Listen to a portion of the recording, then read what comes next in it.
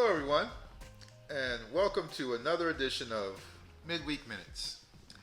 This past Sunday, we continued our study in Psalm 103.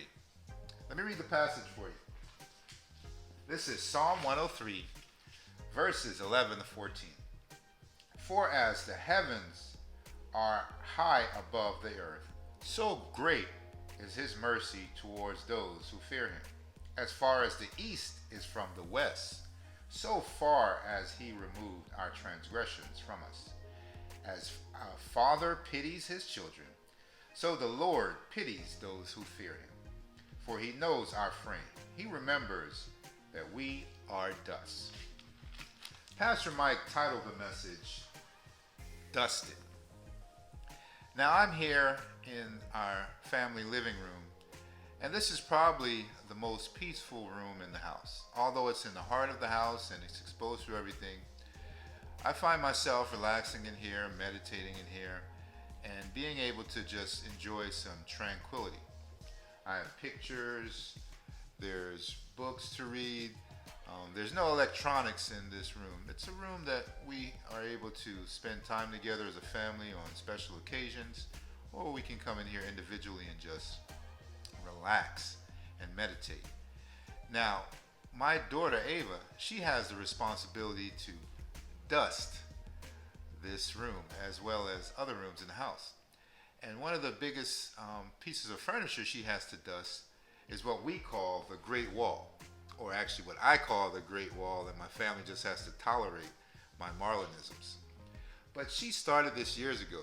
She does it 3 days a week, Tuesday, Thursday, and Saturday. It's part of her chores.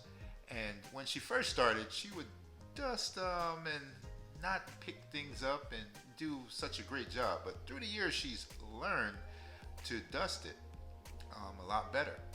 And you know something?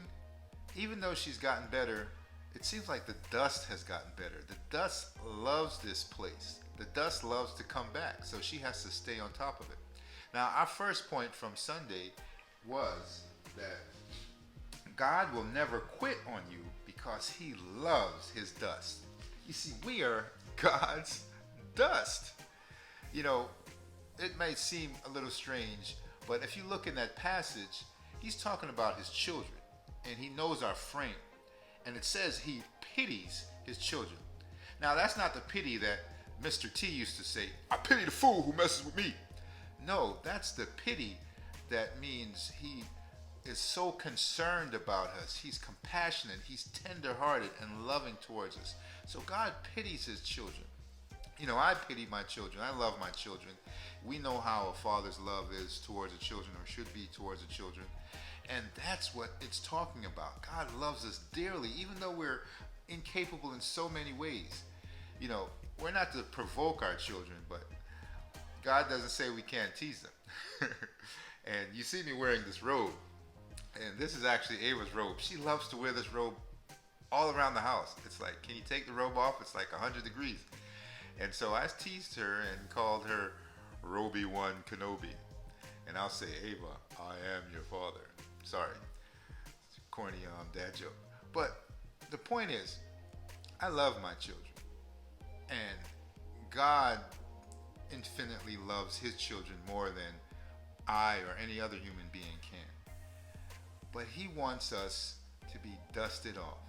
And in order for us to be dusted off, we have to make it a regular practice to put ourselves before God, to allow him to cleanse us, to remove the impurities, to make us into what he wants us to be, which is faultless and blameless.